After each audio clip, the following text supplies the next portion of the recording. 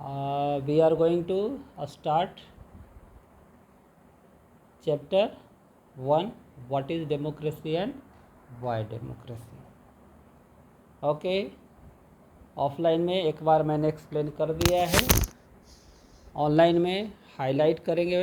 अगर if you have any problem, it's your time to ask question. In this chapter, first we have to read what is democracy. What is democracy? Okay. And another question is there, why democracy? What is democracy? Then another question is there, why democracy? Democracy क्या है और democracy क्यों? Okay, so when we talk about what is democracy, that's very simple question of democracy that should be there in your mind. कि democracy is the form of government in which the rulers are elected by the people. Democracy is the form of government in which rulers are elected by the people.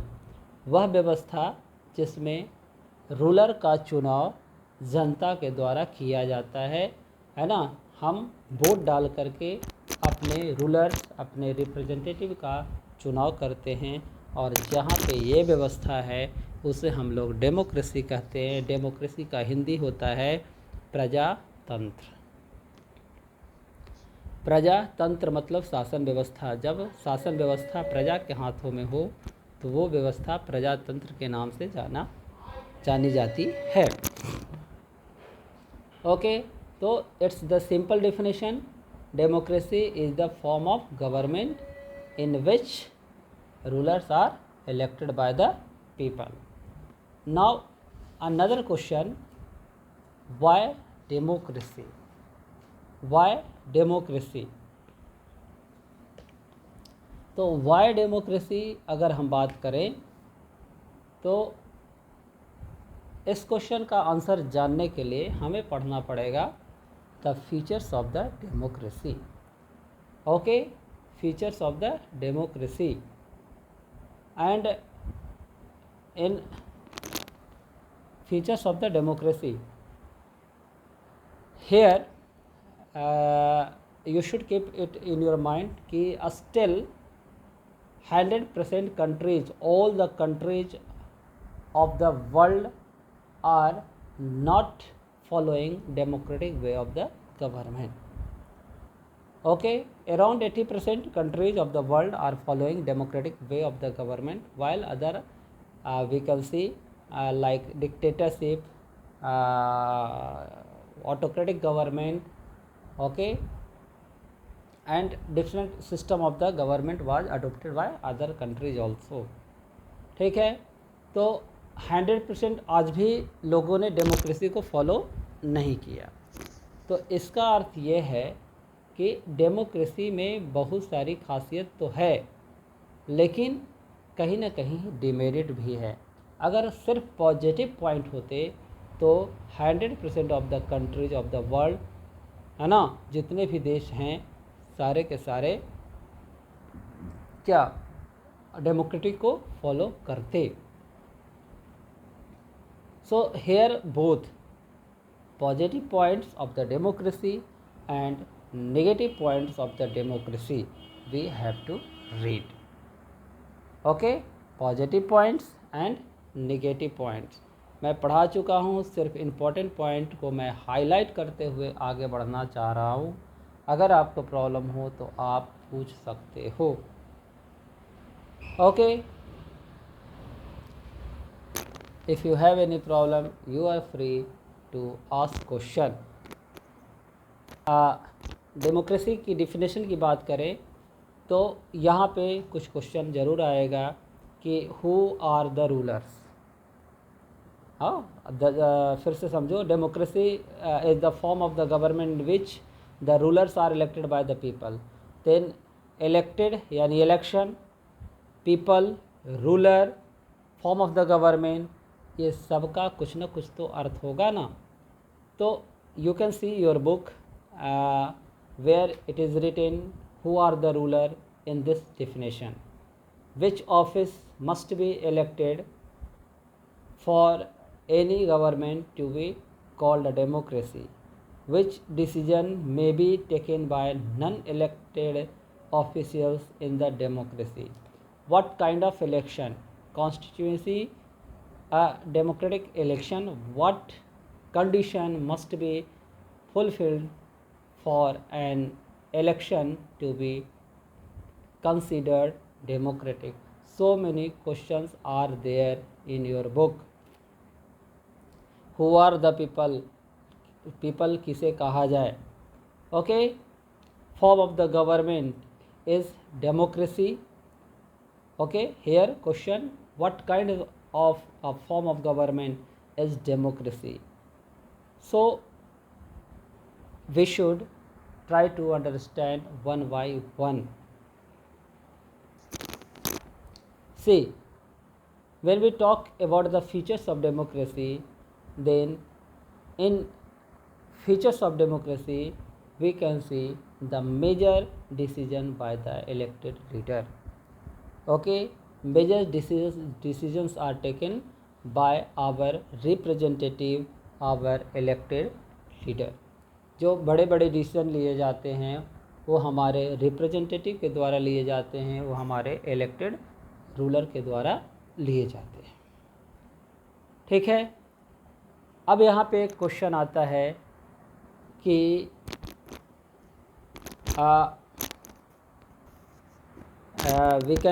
we have to read कि why the period of the Pervez Musharraf will not considered as a democratic period. ठीक है, तो पढ़ाया था कि ये military rule established हुआ, referendum लाए गए, संविधान में चेंजिंग लाया गया। डेमोक्रेसी का अर्थ होता है कि जहाँ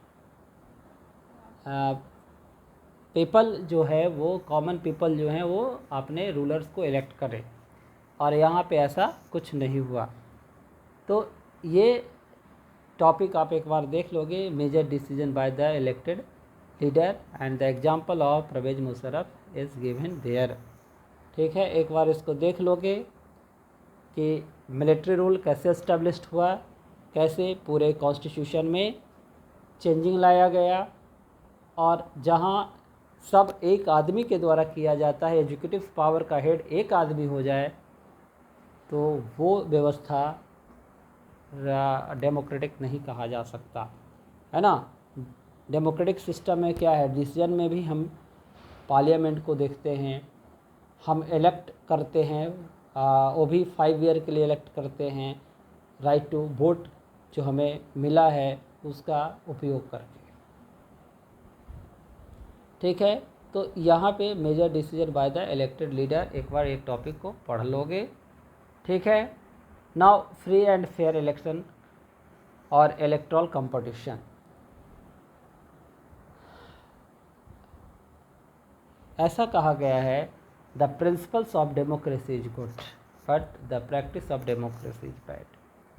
नियम तो बहुत अच्छे अच्छे बनाए गए हैं डेमोक्रेसी में, लेकिन ग्राउंड लेवल पे देखा जाए तो प्रैक्टिस जो नियम है उसको फॉलो नहीं किया जाता है 100%। अब यहाँ पे दिया गया है free and fair electoral competition, this is the features of democracy. ठीक है, और यहाँ पे कुछ देशों का एग्जाम्पल भी दिया है जो बताएगा कि उन देशों में कंपटीशन तो हैं but free and fair electoral competition नहीं है। Okay, you can see the example of China। ठीक है, in China election are regularly held after every 5 years, this is the way of democracy, election। ठीक है, electing the country's parliament called yes National People's Congress, the National People's Congress has the power to appoint the president of the country. It has nearly 3,000 members elected from all over China. पूरे China से 3,000 लोगों को elect किया जाता है. Okay, some members are elected by the army. Before contesting election a candidate need the approval of the Chinese Communist Party. यहाँ पे आकर मामला फंस जाता है. ठीक है, इलेक्शन हो रहे हैं, लेकिन वहाँ पे एक जो बात कही गई है इसको समझना है कि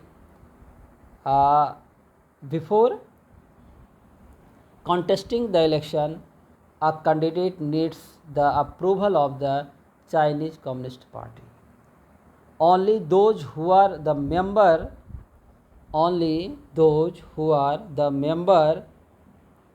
of the Chinese Communist Party or it a smaller party allied to it were allowed to contest election held in 2002-3. The government is always formed by the Communist Party. Communist party से approval लेना पड़ता है और या उसके जो ally होंगे वो कॉन्टेस्ट करेंगे, इलेक्शन में पार्टिसिपेट होंगे. ठीक है, तो क्या ऐसी व्यवस्था को हम मानेंगे कि वहाँ पे free and fair election competition है? System is there, this is the features of democracy, there should be free and fair electoral competition. But think about China. China में क्या फ्री एंड फेयर इलेक्शन है? ठीक है, वहाँ पे बस एक ही पार्टी से कंसल्ट करना है और उसी की सरकार बार बार बनेगी. The government is always formed by the Communist Party. Since another example you can see here, since its independence in 1930 Mexico holds election after every 6 years. Now another example of Mexico where we can see elections are held after the interval of 6 years. 6 साल पे यहाँ भी interval election हो रहे हैं. Okay, to elect the president, the country has never been under the military or dictator's rule. But until 2000, every election was won by party called PRI, Institutional Revolutionary Party. ठीक है, अब election हो रहे हैं और इलेक्शन का result क्या आ रहा है? बस एक ही पार्टी की बार बार जीत हो रही है, बार बार जीत हो रही है. ठीक है, यानी लगातार एक ही पार्टी जीत रही है. इसका अर्थ है कि कहीं ना कहीं कुछ तो गड़बड़ है, कहीं ना कहीं free and fair election competition नहीं हो रहा है. अगर free and fair election competition होगा तो दूसरी पार्टियों को भी मौका मिलेगा. See, opposition party did contest election but never manage to win. जब भी जीत रही है तो कौन सी पार्टी? PRI. PRI कहाँ की पार्टी है? It may be a question. Mexico की पार्टी है. Okay, PRI was known to yes the PRI was known to use many dirty tricks to win the election. अभी मैंने कहा कि एक ही पार्टी बार बार जीत रही है, इसका अर्थ है कि कुछ न कुछ गड़बड़ है. और वो गड़बड़ी क्या है?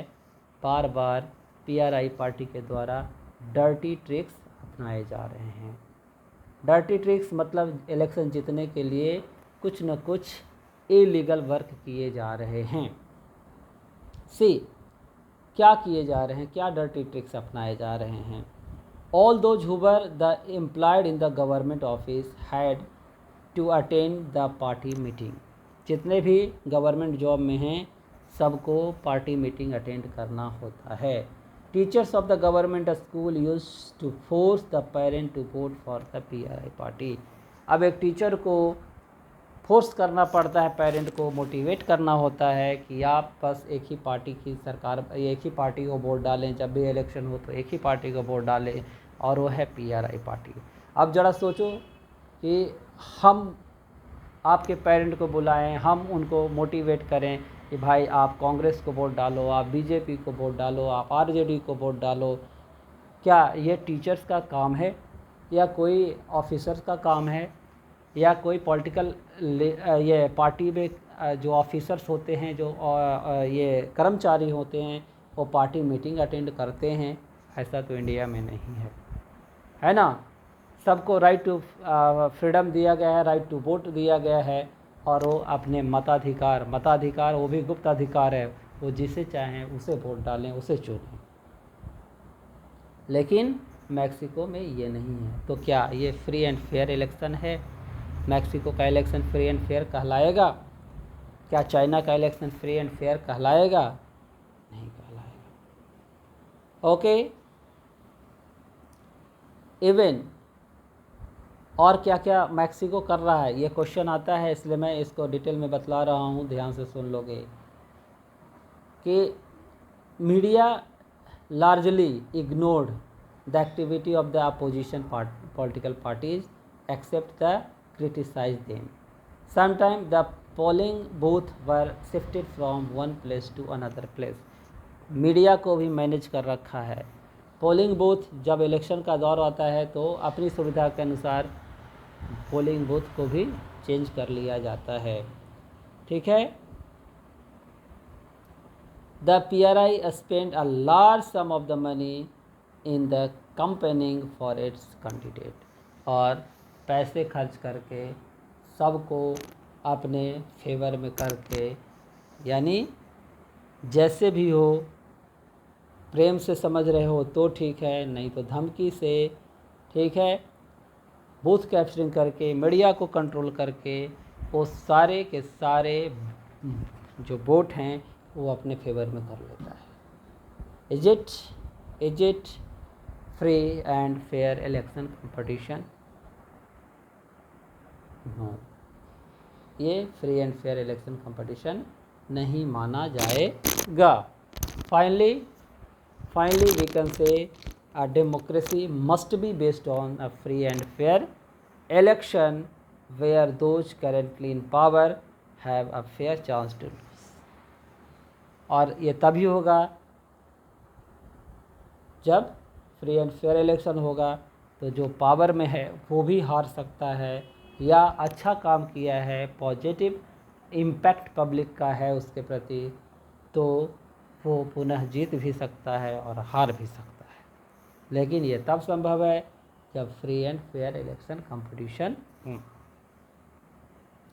Okay, so another point is there, one person one vote one value. This is the features of the democracy, one person one vote one value. Okay, here some examples are given. Okay, see example of Saudi Arabia is here. कि in Saudi Arabia women do not have right to vote. In 2015 till 2015 तक 2015 तक ऐसा था कि महिलाओं को voting right नहीं दिए गए थे। अब इधर आकर के महिलाओं को वोटिंग राइट दिए गए। मैं पढ़ा रहा हूँ, one person one vote one value. In Saudi Arabia women had no right to vote. Okay, in Estonia, see the another example of Estonia. In Estonia has made its citizenship rules in such a way that people belonging to the Russian minorities find it difficult to get the right to vote. Estonia ने अपने ढंग से ये किया है कि जो Russian minority के लोग हैं, है ना, belonging to the Russian minority, उनको राइट टू वोट देने में बहुत ही डिफ़िकल्टी जो है, उन्हें वोटिंग राइट बहुत ही मुश्किल से मिल पाता है। Another example of the Fiji, another example of the Fiji, here see in Fiji the election system in such a way that the vote of the indigenous Fiji has more value has more value in Fiji, the electoral system in such a way that the vote of the indigenous Fiji has more value than that of the Indian Fiji. Indian Fiji से जो indigenous Fiji हैं उनका value ज़्यादा होता है। जैसे आपने French revolution में देखा था, ये फ्रेंच सोसाइटी में देखा था कि एक्टिव सिटीजन को राइट टू वोट दिए गए थे और पैसिव सिटीजन को राइट टू वोट नहीं दिए गए थे। Okay, but it's the features of the democracy where we can see one person one vote one value, और इंडिया में ऐसा है, one person one vote one value. ठीक है। Now another